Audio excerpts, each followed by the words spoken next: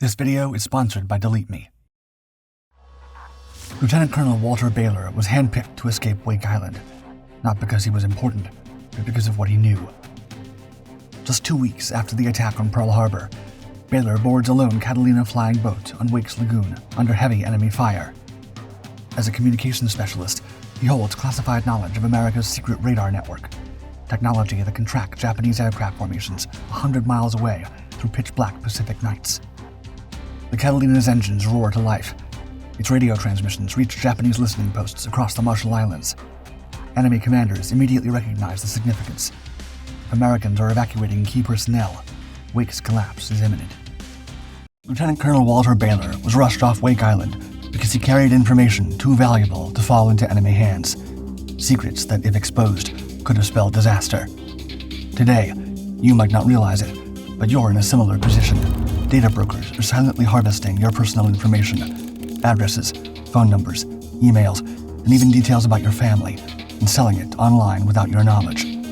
That exposure can put you at risk of identity theft, targeted phishing attacks, or unwanted harassment linked directly to your personal details. That's why our team trusts Delete Me to protect our digital information. Delete Me's privacy specialists continuously search and remove your sensitive data from hundreds of data broker websites. When we first signed up, we were genuinely shocked to discover how many sites had our personal details. But within just 1 week, Delete Me provided a detailed privacy report, clearly showing exactly where our data was and how quickly their team removed it. One of the features we appreciate most about Delete Me is their proactive monitoring and custom removal requests. If your data ever reappears online, they automatically step in to remove it again, providing ongoing protection and peace of mind. Plus, they even offer family plans, ensuring your loved ones are shielded from the dangers of unwanted exposure. Don't wait until your data becomes valuable intel for someone else. Take action today. Go to joindeleteme.com/darkseas and use promo code DARKSEAS to get 20% off your Delete Me subscription. Secure your personal information, because like Wake Island, you don't want to realize you're exposed when it's already too late. In Pearl's wake. Sunday, December 7th, 1941. Wake Island lay quiet under a cloudless sky. Major Devereaux, commanding the 1st Defense Battalion, had just wrapped up the island's first full defensive drill. Sweat-soaked Marines hustled back to barracks, while civilian contractors put the finishing touches on hastily built fortifications. For weeks, they'd been racing against time. Gun pits dug into unyielding coral, ammo bunkers reinforced with whatever materials they could scrounge. James Patrick Senat Devereaux arrived on Wake Island to take charge of the 1st Defense Battalion Marines. The practice exercise went off without a hitch. Devereaux stood down the garrison, giving the bone-tired men a chance to breathe. Some wrote letters home, others crashed into bunks. But 2,300 miles away, Japan had already pounced on Pearl Harbor. Wake's clock was ticking. At dawn, the massive Martin M130 flying boat, Philippine Clipper, a gleaming silver beast with 4 830-horsepower engines, thundered off Wake's lagoon. The Pan Am airliner banked west toward Guam, passengers settling in for the long haul across the vast blue emptiness. Then the radio crackled. Frantic voices from Hawaii cut through the static. Quote, "SOS, island of Oahu attacked by Japanese dive bombers. This is the real thing." Headquarters confirmed it around 10 a.m. Pearl Harbor was getting hammered. Marines scrambled to battle stations. Communications went haywire. The Philippine Clipper got emergency recall orders. By 12 p.m., radar operators caught 36 Mitsubishi G3M3 Nell bombers inbound from the Marshalls. These twin-engine terrors could haul over a ton of bombs each and stretch nearly 900 miles without refueling. There was no warning, no time. Only 4 of Wake's 12 F4 F3 Wildcats, stubby, barrel-chested fighters with 6 wing-mounted 50 caliber machine guns, were airborne on patrol. The rest sat exposed on the airstrip. At 12:20 p.m., all hell broke loose. Japanese bombs rained down in perfect sequence. 8 Wildcats disappeared in blinding flashes. Fuel tanks erupted. Barracks collapsed like paper houses. The old supply ship Nisqually, anchored offshore, took 3 direct hits and went down in less than 4 minutes. The 4 patrolling Wildcats, caught miles out in hazy conditions, missed everything. They roared back too late, fuel gauges dipping into the red. On the ground, 23 aviation Marines were gone in an instant. 11 more suffered shrapnel wounds. Ground crews caught in the open never stood a chance. The returning Philippine clipper touched down through curtains of black smoke, its aluminum skin instantly peppered with bomb fragments. The Pan Am crew went into evacuation overdrive. Out came the luxury seats. In went bare floorboards. They squeezed aboard 40 civilians. The engine strained with the load. But not everyone fled. The Chamorro laborers, 45 workers from Guam employed by Pan Am, stood their ground. 5 took shrapnel in the first attack. 5 more were brought to the hospital with terrible wounds. Despite everything, the Chamorros refused evacuation. When asked for help, they stepped up without hesitation. They hauled ammo boxes, patched up defenses, and dug fighting holes alongside Marines. They'd stay until the bitter end. Japanese bombers came back on December 9th, this time obliterating the contractor camp. Pan Am's once proud terminal became a twisted skeleton of scorched metal. Debris blanketed the atoll like hellish confetti. Survivors kept their heads down, moving only after nightfall. Each sunrise brought another wave of bombers. On December 9th, FDR confessed, quote, "So far the news has been all bad. We've suffered a serious setback in Hawaii. Our forces in the Philippines, which include the brave people of that Commonwealth, are taking punishment. The reports from Guam and Wake and Midway Islands are still confused, but we must be prepared for the announcement that all these 3 outposts have been seized." On December 10th, the enemy shifted targets. Their crosshairs locked onto Wilkes Island on the atoll's western edge. That morning, Marine gunners had pulled a fast one, moving their 3-inch anti-aircraft guns under cover of darkness. In their place stood crude wooden decoys dressed in camouflage netting. The Japanese took the bait. Bombers screamed in low and fast. Their payloads hammered the dummy positions. But one stick of bombs found an unmanned jackpot, a civilian dynamite depot loaded with construction explosives. The blast chain-reacted through stacked charges, sending a massive fireball skyward. The shockwave ripped across Wilkes like a giant slap, igniting secondary fires and vaporizing a precious ammo dump. Marines on the island found themselves cut off, short on shells and running out of options. That night, USS Triton sliced through dark waters south of Wake. The sleek Tambor-class submarine, armed with 10 torpedo tubes and a 3-inch deck gun, launched 4 torpedoes at what lookouts swore was a Japanese destroyer. No hits were confirmed, but Triton's attack marked the first U.S. naval punch thrown in Wake's defense. As darkness lifted on December 11th, the Japanese fleet arrived. The amphibious siege. Japan had launched its first amphibious assault on American soil. Wake's battered defenders, still reeling from air raids, braced as the enemy fleet appeared on the horizon, this time coming to stay.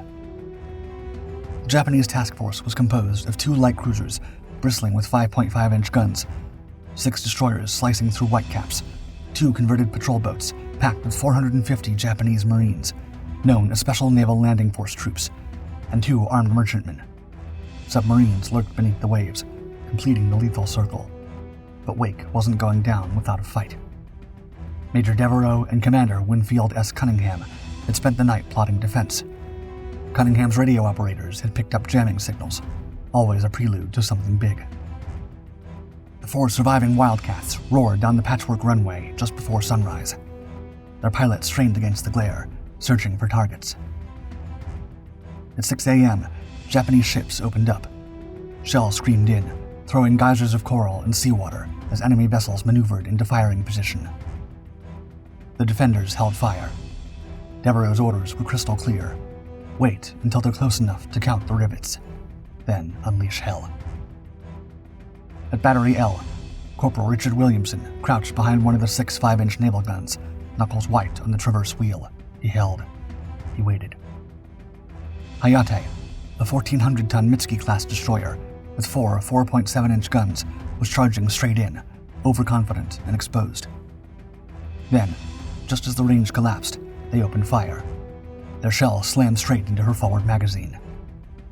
The destroyer vanished in a blinding flash, blowing apart in full view of the stunned island defenders. Hayate disappeared beneath the waves with 168 sailors still aboard, the first Japanese surface warship sent to the bottom by American guns in World War II. From 2,000 feet up, Captain Henry T. Elrod saw his chance. The battle-hardened Wildcat pilot pushed his stubby fighter into a screaming dive toward the second destroyer, Kisaragi. He lined up the stern and dropped a 100-pound bomb from so low he nearly clipped the mast. The bomb hit like a surgeon's scalpel. Seconds later, Kisaragi's depth charges cooked off in a catastrophic chain reaction. The 1,400-ton warship flipped like a toy, engulfed in a massive fireball, and plunged beneath the waves with nearly all hands. Only one sailor from either destroyer would survive. Elrod wasn't finished. His Wildcat 650 caliber machine guns hammered Japanese ships until his ammo ran dry. He and his fellow pilots were all that stood between wake and disaster. Of the original dozen Wildcats, only 4 had survived the first air raid. Now another was limping back to base, hydraulic fluid streaming from bullet holes. Meanwhile, Marine gunners at batteries A and D kept up a blistering barrage. They claimed hits on the light cruiser Yubari, a 3,500-ton warship armed with 6 5.5-inch guns, though Japanese records later denied it. After the initial raid was fought off, American news media reported that, when queried about reinforcement and resupply, Commander Cunningham was said to have quipped, quote, "Send us more Japs." The message was unmistakable. Wake's teeth were sharp. With 2 destroyers gone, more ships hit, and landing craft in disarray, the Japanese commander cut his losses and ordered the retreat. The fleet turned tail under heavy fire and disappeared over the horizon. On Wake, exhausted men let out ragged cheers. Against insane odds, they'd kicked a superior force in the teeth. The Japanese counted 407 casualties. American losses were barely a fraction of that. It was Japan's first tactical defeat of the war, and sweet payback for Pearl Harbor. But the celebration quickly faded. By mid-afternoon, 17 Nell bombers returned with vengeance on their minds.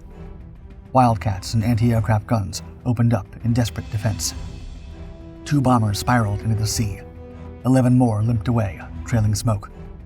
But the raids kept coming relentlessly. Another Wildcat was shot to pieces, leaving just 3 airworthy fighters. December 12th dawned with more incoming. A lone Kawanishi H-6K Mavis flying boat, a massive 4-engine patrol aircraft with a 66-foot wingspan, came in low for reconnaissance and was promptly blown out of the sky. Hours later, 26 more Nells hammered the island. 1 crashed in flames. 4 others staggered away, trailing smoke and leaking fuel. The damage was mounting. An anti-aircraft position obliterated, buildings smashed to splinters. The defenders held their ground, but for how long? At Pearl Harbor, the fleet was paralyzed after its mauling. Cunningham's desperate pleas for supplies, gun sights, spare parts, radar equipment, went largely unanswered. On Wake, morale spiked briefly when American radio broadcasts hailed their victory. Reports mistakenly claimed the island was defended by a handful of men. The garrison, huddled around makeshift radios, laughed bitterly at the understatement, but also worried. Their paper-thin numbers were no longer secret. Wake had bruised Japan's pride and left its own defenders in ruins. With each raid, the noose tightened. Supplies dwindled. Aircraft ran on fumes and prayers. Reinforcements remained a mirage on the horizon. And the enemy would return with a vengeance. The Last Man. The sight of a PBY Catalina, the Navy's rugged twin-engine flying boat with distinctive parasol wings, skimming into Wake's lagoon on December 20th, sent a jolt of electricity through the weary garrison. For over a week, defenders had endured daily bombing, dwindling supplies, and crushing isolation. The aircraft, nicknamed Dumbo by its crews, brought more than just mailbags.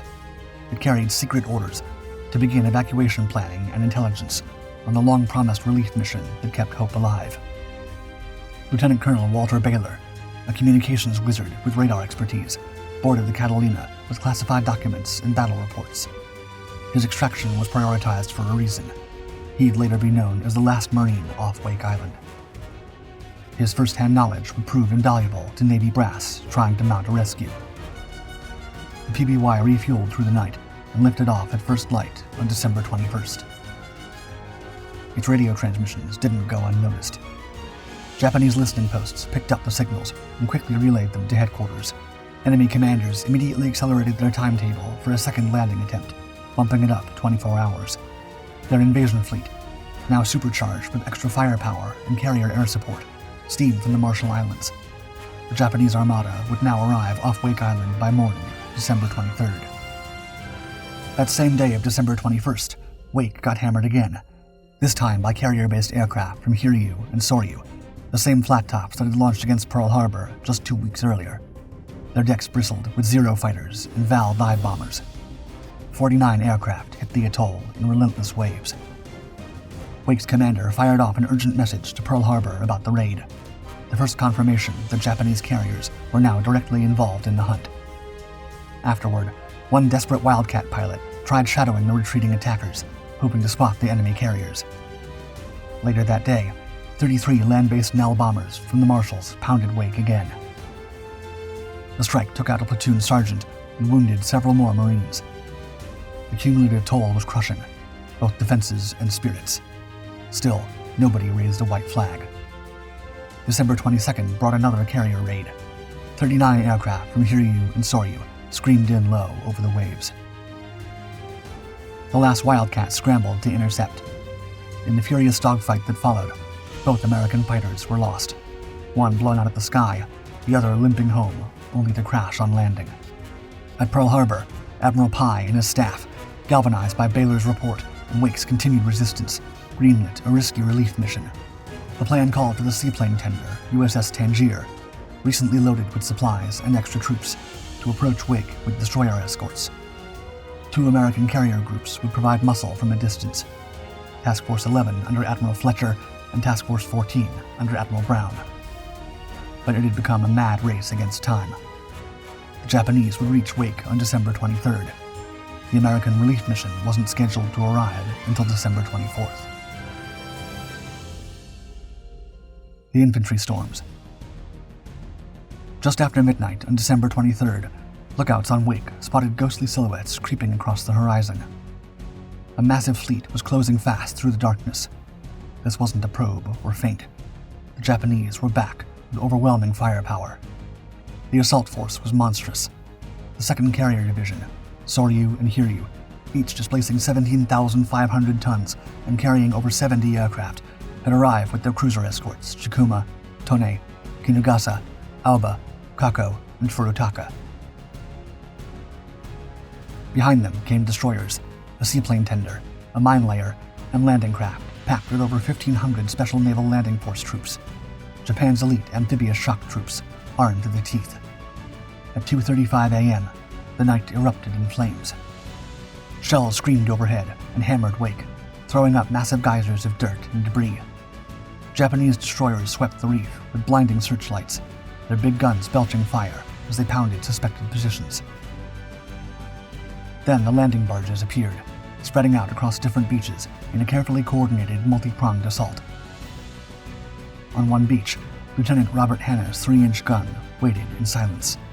His crew hugged the ground during the bombardment. When patrol boat number 32 and number 33 moved in to support the landings, Hanna opened up at point-blank range. Both vessels disintegrated under direct hits. Burning fuel slicked the water's surface. Wounded Japanese troops thrashed in the surf, but Hanna's crew couldn't hold alone. The enemy bypassed them, swarming inland. Their target was the airfield. Japanese landing force troops, masters of close-quarters combat, advanced in tight teams.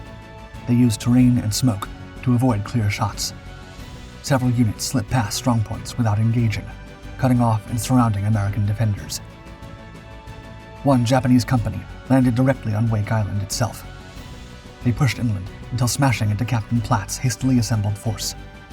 Platt counterattacked with whatever men he could find, mostly rear echelon Marines and technicians, now fighting as infantry. In savage hand-to-hand combat, Platt's group inflicted heavy casualties and temporarily pushed the Japanese back to their landing zone.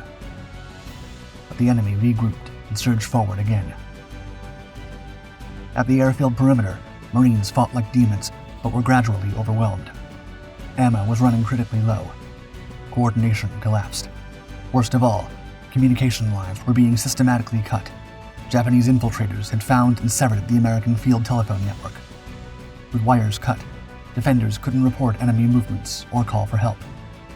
Isolated positions went dark. Some still held out, others had been overrun. Nobody knew which was which.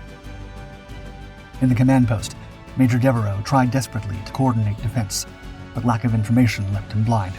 He repeatedly left the bunker to deliver messages personally, dodging bullets to keep the defense from completely unraveling.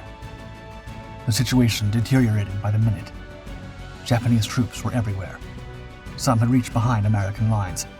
Others occupied the high ground near the airstrip. Explosions and gunfire came from all directions. Then came the final hammer blow. Commander Cunningham received the worst possible news from Pearl Harbor. The American relief force had been recalled. The carriers Saratoga and Lexington were turning around. The Pacific Fleet had abandoned them. Wake Island stood alone. Cunningham faced the brutal math. Communications were shot. Most positions weren't responding. Casualties mounted by the minute. Without hope of relief, continued fighting meant annihilation. He made the gut-wrenching call to surrender. Major Devereaux received the order and personally moved to the front, waving a makeshift white flag and shouting over the gunfire to reach his scattered men. By dawn, guns fell silent. Wake had fallen. The defenders had held out for 15 incredible days. 52 Marines were gone, 2 missing, and 49 wounded. 3 Navy personnel and more than 70 civilians, including 10 Chamorros, were lost forever. 12 civilians suffered wounds. A total of 433 Americans went into captivity, most being civilian contractors with Morrison-Knudsen Company. Some were shipped to prison camps across Asia. Others remained enslaved on Wake, forced by the Japanese to build new fortifications. Japanese losses were steep. 144 casualties, almost all from the Special Naval Landing Force. At least 28 aircraft had been shot down or damaged during the fight. Captain Henry T. Elrod, the fearless Wildcat pilot, fell in the final battle. He had shot down 2 bombers, sunk the destroyer Kisaragi with hand-dropped bombs, and led Marines in ground combat after all aircraft were lost. He posthumously received the Medal of Honor. Only 1 Marine made it out, Lieutenant Colonel Walter Bayler, pulled from the island on December 20th aboard the last PBY. A communications specialist with rare insight into top-secret radar, Bayler wasn't just lucky, he was essential. His survival meant Wake's story could be told accurately, with maps, photos, and first-hand accounts. He became the public voice of the battle, giving Americans a rare glimmer of pride in the dark days after Pearl Harbor. Commandant Holcomb summed up the ordeal, quote, "Wake Island began the war magnificently for the Marine Corps, and America found that the old soldierly virtues were still embodied in its fighting men.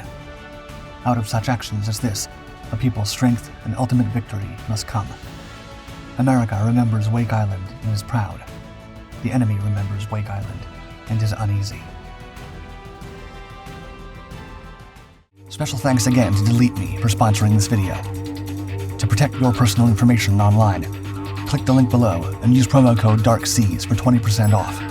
Stay alert, stay secure, take control of your digital privacy with Delete Me today.